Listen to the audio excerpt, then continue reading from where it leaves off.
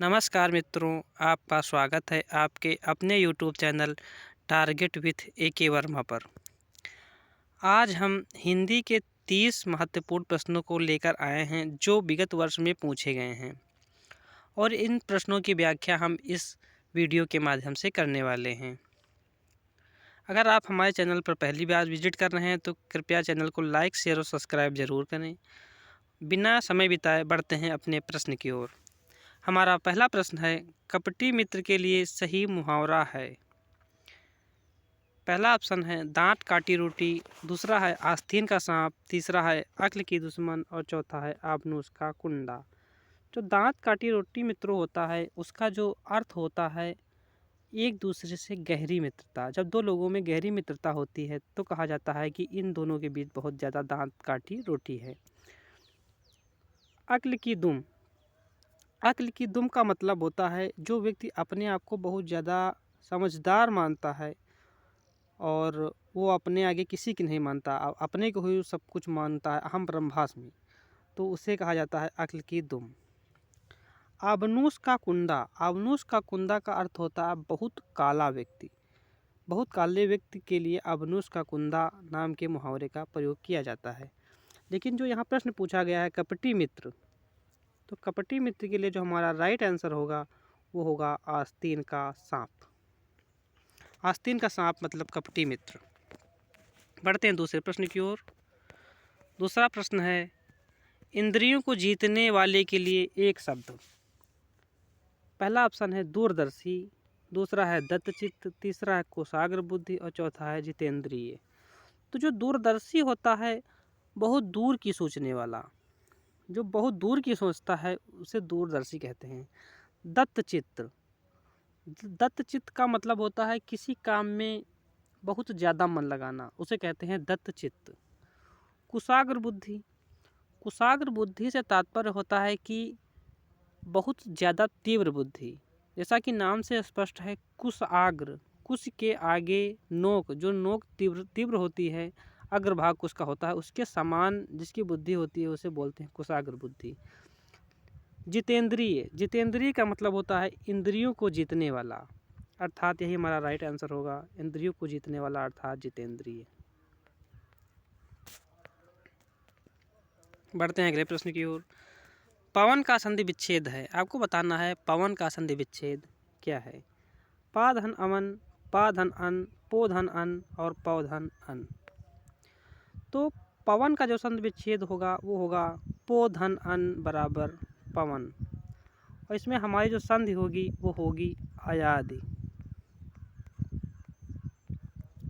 हमने सारे ट्रिक के माध्यम से आपको बताया था कि जहाँ पर औ, आओ जैसे शब्द आए, अन आए जैसे शब्द आए, अंत में जैसे पवन, अन आया आखिरी में, पवन में आखिरी में अन आया है। अन औ आओ जैसे शब्द अगर आते हैं वाक्य शब्द के अंत में तो वहाँ पर अयाद संधि होती है। अगला प्रश्न है पुनर्जन्म का संधि विच्छेद, आपको बताना है पुनर्जन्म का जो संधि विच्छेद है वो क्या होगा। पहला ऑप्शन है पुनर्धन जन्म, दूसरा है पुनः धन नरजन्म, तीसरा है पुनः धन जन्म और चौथा है पुनर्धन आजम। तो इसमें हमारा जो राइट आंसर होगा पुनर्जन्म का संधि विच्छेद वो होगा पुनः धन जन्म। पुनः धन जन्म, तो पुनः में विसर्ग आया है इसलिए इसमें हमारी जो संधि होगी वो होगी, कौन सी संधि होगी, हमारी होगी विसर्ग संधि।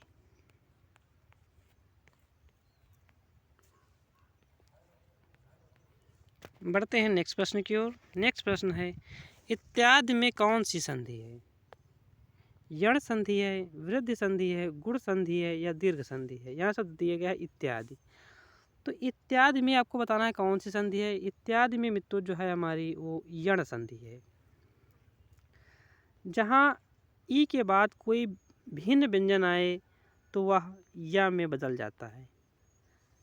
और हमने ट्रिक के माध्यम से ये बताया था कि जहाँ पर आपको दूसरा वर्ण आधा दिखे, इत्यादि, इसमें ई के बाद दूसरा वर्ण ता है और वो आधा है। जहाँ पर ई के बाद दूसरा वर्ण आधा दिखे वहाँ पर 90% चांस रहते हैं कि वो हमारी आयाद यण संधि, सॉरी आयाद नहीं, यण संधि होगी। इसमें हमारा ऑप्शन सही रहेगा यण संधि। अगला प्रश्न है नाक रगड़ना। एक मुहावरा दिया गया है नाक रगड़ना, इसका जो सही अर्थ है वो आपको बताना है। नाक में चोट लगना, इज्जत देना, दीनतापूर्वक प्रार्थना करना या चापलूसी करना। तो नाक रगड़ना मुहावरे का जो सही अर्थ होता है वो होता है दीनतापूर्वक प्रार्थना करना। यदि कोई दीनतापूर्वक प्रार्थना किसी से करता है तो यही कहा जाता है कि उसने उसके सामने नाक रगड़ी। अगले प्रश्न की ओर चलते हैं। उन्मूलन का विलोम आपको बताना है। ऑप्शन नंबर 1 उत्थान, दूसरा है उत्कर्ष, तीसरा है रोपण और चौथा है अवनति। तो उत्थान का होता है पतन, उत्कर्ष का होता है अपकर्ष और अवनति का होता है उन्नति। लेकिन जो हमारा यहाँ रोपण होता है उसका जो विलोम होता है वो होता है उन्मूलन। तो उन्मूलन का विलोम हमारा हुआ रोपण, इसलिए ऑप्शन नंबर हमारा तीसरा सही रहेगा रोपण। अगले प्रश्न की ओर बढ़ते हैं। अगला प्रश्न है महावीर प्रसाद द्विवेदी ने आदिकाल को क्या संज्ञा दी है। पहला ऑप्शन है चारण काल, दूसरा है आदिकाल, तीसरा है वीरकाल, चौथा है बीजोपन काल। विभिन्न विद्वानों ने आदिकाल को विभिन्न नामों से संबोधित किया गया है, लेकिन यहाँ प्रश्न पूछा जा रहा है महावीर प्रसाद द्विवेदी जी ने चारण आदिकाल को किस नाम से संज्ञा दी है। तो इसमें जो इनका राइट आंसर रहेगा वो रहेगा हमारा बीजोपन काल, ऑप्शन नंबर 4। ऑप्शन नंबर 4 इसमें सही रहेगा। और अगला प्रश्न है 9 नंबर अतिशूधो स्नेह को मार्ग है किसकी पंक्ति है। इसमें एक पंक्ति दी गई है अतिशूधो स्नेह को मार्ग और इसकी पंक्ति आपको बताना है यह किसकी पंक्ति है। पहला ऑप्शन है आलम की है, दूसरा है बोधा की है, तीसरा है ठाकुर की है और चौथा है घनानंद की है। तो मित्रों जो यहाँ हमारी जो ये पंक्ति है ये घनानंद जी की है, इसलिए ऑप्शन नंबर हमारा चौथा सही रहेगा। अगले प्रश्न की ओर बढ़ते हैं। अगला प्रश्न है कालिंदी का पर्यायवाची क्या है। आपको बताना है पर्यायवाची, क्योंकि हमारे जो सिलेबस में यूपी टेट सी टेट के सिलेबस में यूपी टेट सी टेट और सुपर टेट के सिलेबस में जो है पर्यायवाची विलोम तद्भव तत्सम उपसर्ग सब कुछ है। तो इसमें हमने जो है हर टॉपिक से जो क्वेश्चन पुटअप किए हैं। तो कालिंदी का आपको पर्याय बताना है। तो कालिंदी का पर्याय जो होता है वो होता है यमुना, ऑप्शन नंबर 4 सही रहेगा। आधुनिक हिंदी साहित्य की पहली आत्मकथा के लेखक कौन माने जाते हैं। बाबू श्याम सुंदर दास जी हैं, देवेंद्र सत्यार्थी जी हैं, जयशंकर प्रसाद जी हैं, हरिवंश राय बच्चन जी हैं या जयशंकर प्रसाद जी हैं। तो यहाँ हमारा जो राइट आंसर रहेगा वो रहेगा हरिवंश राय बच्चन। और इनकी जो पहली आत्मकथा है वो है क्या भूलूं क्या याद करूं, नेड़ का निर्माण फिर भी इन्होंने इसकी भी रचना की है। जयशंकर प्रसाद जी हैं जो एक हमारे हिंदी साहित्य के प्रमुख नाटककार हैं। अगला प्रश्न है कार्य के आरंभ में ही विघ्न पड़ना।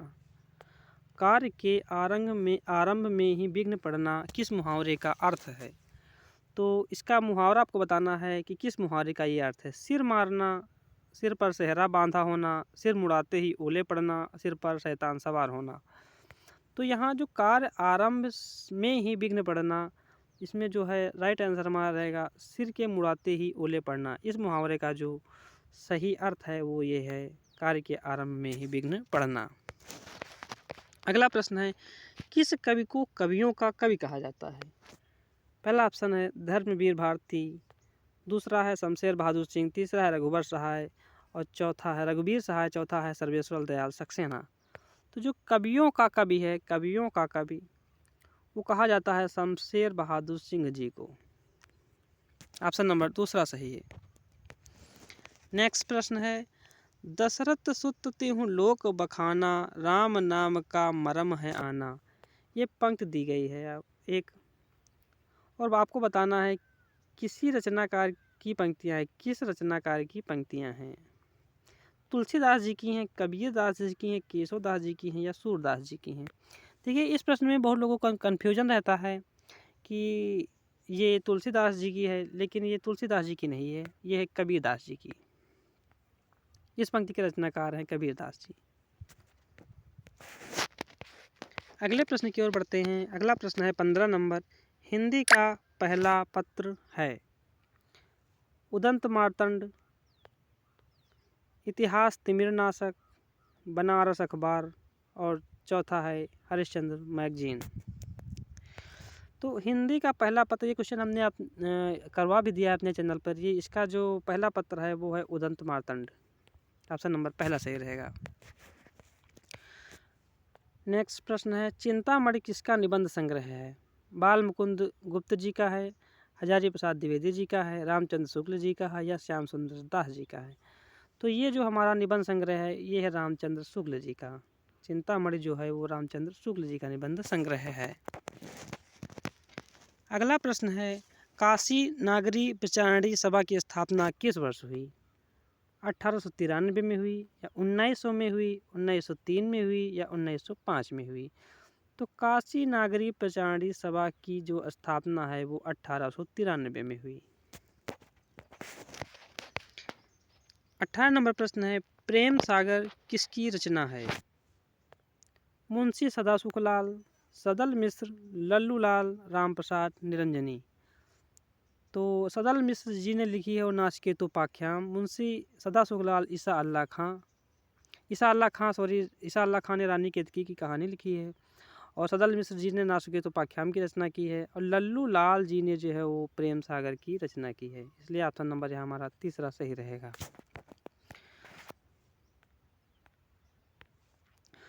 मुंशी सदासुखलाल जी ने जो है वो रचना की है सुख सागर की। सदल मिश्र नाचकेतोपाख्यान और लल्लू लाल प्रेम सागर। बढ़ते हैं अगले प्रश्न की ओर। अगला प्रश्न है, व्युत्पत्ति के आधार पर संज्ञा के कितने भेद होते हैं? 3 होते हैं, 4 होते हैं, 5 होते हैं या 6 होते हैं? तो व्युत्पत्ति के आधार पर जो संज्ञा के भेद होते हैं वो 3 होते हैं। ऑप्शन नंबर पहला सही रहेगा। एक होता है रूढ़, दूसरा होता है यौगिक और तीसरा होता है योग रूढ़।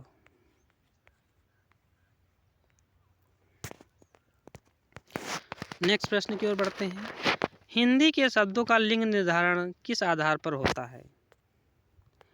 हिंदी के शब्दों का जो लिंग निर्धारण है वो किस आधार पर होता है?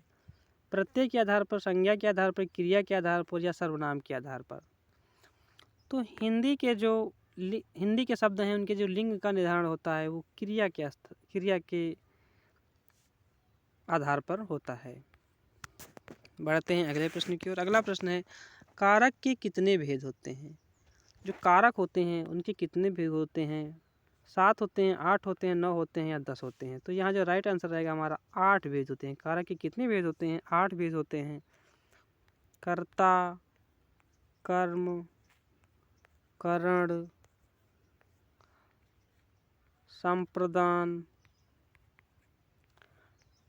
अपादान, संबंध, अधिकरण तथा संबोधन। ये कर्ता के 8 भेद होते हैं। बढ़ते हैं नेक्स्ट प्रश्न की ओर। नेक्स्ट प्रश्न है उच्चारण स्थान से संबंधित है। नेक्स्ट प्रश्न है हमारा, घा का उच्चारण स्थान कौन सा है? घा का उच्चारण स्थान आपको बताना है। मूर्धा है, कंठ है, तालु है या दंत है? तो का, खा, गा, घा जो ये होते हैं ये कंठ वर्ण होते हैं। कौन से वर्ण होते हैं? कंठ वर्ण।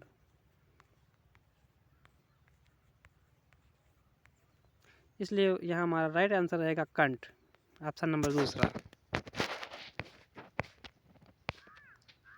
छा वर्ण किस योग से बना है? 23 नंबर प्रश्न है, जो छा वर्ण है किसके योग से बना है? तो छा वर्ण जो बना है का धन सा से बना है, का धन चा से बना है, का धन छा से बना है या का धन सा से बना है? तो ये बना है का धन सा से।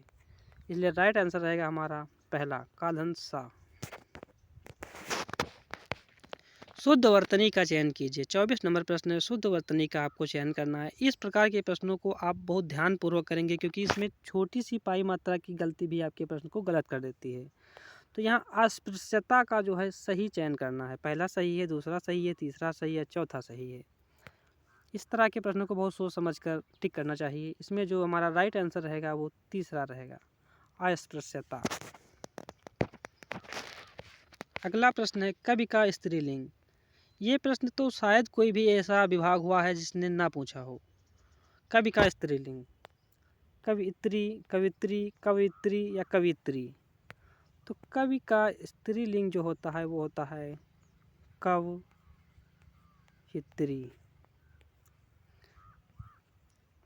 ऑप्शन नंबर तीसरा सही रहेगा। अगले प्रश्न की ओर बढ़ते हैं। अगला प्रश्न है 26 नंबर। तरण का पर्यायवाची है।